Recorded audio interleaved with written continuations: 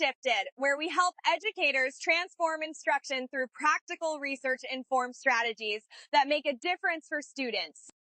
If you're new here on this channel, we talk about instructional coaching, high-quality Tier 1 instruction, leadership, and classroom practices that improve student learning. If you find today's video helpful, be sure to like, subscribe, and share it with another educator. Now, let's explore the 4-part instructional framework that can strengthen every lesson you teach. One of the biggest misconceptions about effective instruction is that great lessons happen by chance. They don't. Every successful lesson follows an intentional sequence. Students are prepared for learning, they receive explicit instruction, they actively apply new learning, and finally, both the teacher and students reflect on what was learned. This framework isn't another initiative or another checklist. It's a roadmap that helps teachers organize instruction, so every phase has a purpose. Throughout this video, we'll look at each phase individually. Then we'll examine exactly what teachers and students should be doing during each one. Learning begins long before a teacher starts explaining content. The engage phase prepares students for learning by activating prior knowledge, building curiosity, and establishing a clear purpose for the lesson. When students understand why they're learning something and can connect it to what they already know, they're much more likely to retain new information. This phase isn't about entertainment. It's about preparing students' minds for learning. Let's look at what this actually looks like. Teachers establish a positive learning environment, activate background knowledge, introduce the learning target, and provide the tools students need for success. At the same time, students are making connections, participating in discussions, responding to questions, and activating what they already know. Notice something important. The framework isn't only describing teacher actions, it's also describing student behaviors because high-quality instruction depends on both. Now we move into focus. This is where explicit instruction happens. The teacher models, explains, demonstrates, and guides students through new learning before expecting them to practice independently.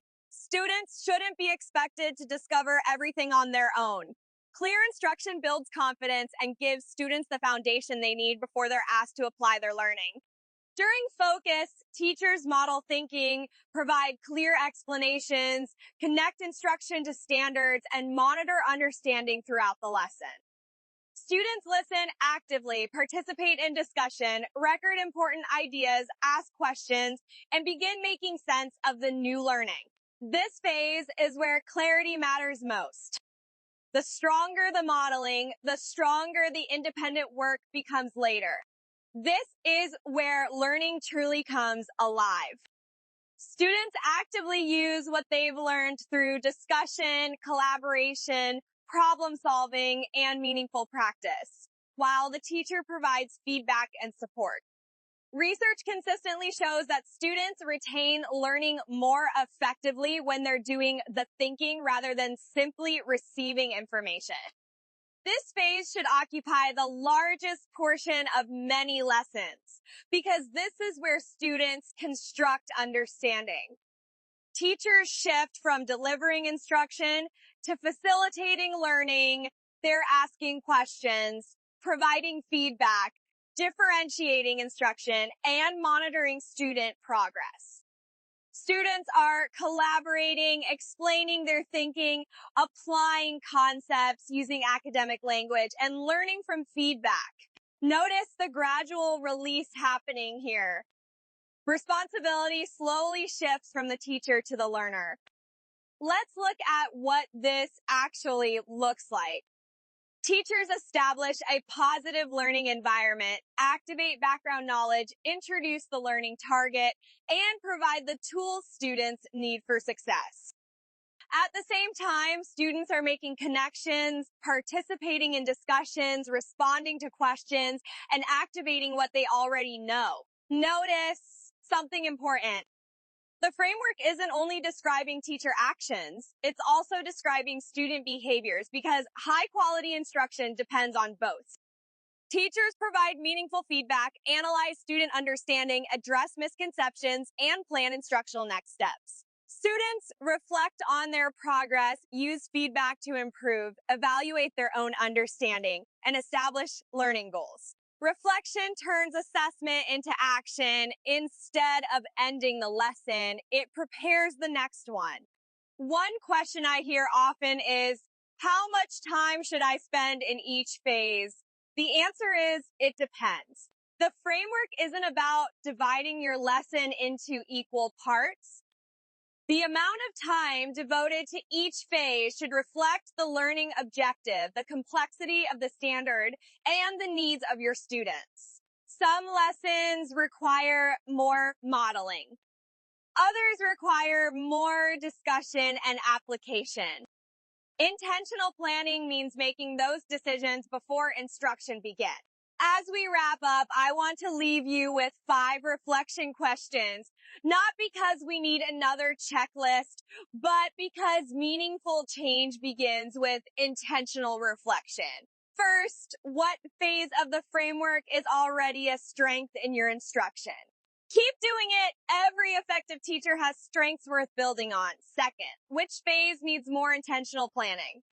Growth doesn't happen by trying to improve everything at once. It happens when we identify one area and give it focused attention. Third, how will you ensure students spend more time thinking than simply listening? Remember, learning isn't measured by how much we teach. It's measured by how much students think, discuss, create, and make meaning. Fourth, what evidence will you collect to know that learning actually occurred, not just that students completed the assignment, but that they understood it? Think about the evidence you'll gather during the lesson, not just after it. And finally, what's one instructional change you'll implement tomorrow? Don't wait until next semester. Don't wait until the perfect lesson. Choose one intentional move and put it into practice the very next time you teach. High quality instruction isn't about doing more. It's about being more intentional in every phase of the learning process. If this framework challenged your thinking or gave you a practical idea you can use, I'd love to hear from you. Which of these 5 reflection questions made you stop and think the most? Share it in the comments below. If this video helped you better understand the instructional framework, I'd love to hear from you. Leave a comment below and tell me which phase you plan to strengthen first. If you found value in today's video, please give it a thumbs up, subscribe to the Shifted channel, and share this video with another teacher, instructional coach, or school leader who could benefit from it. Thank you so much for watching, and I'll see you in the next Shifted video.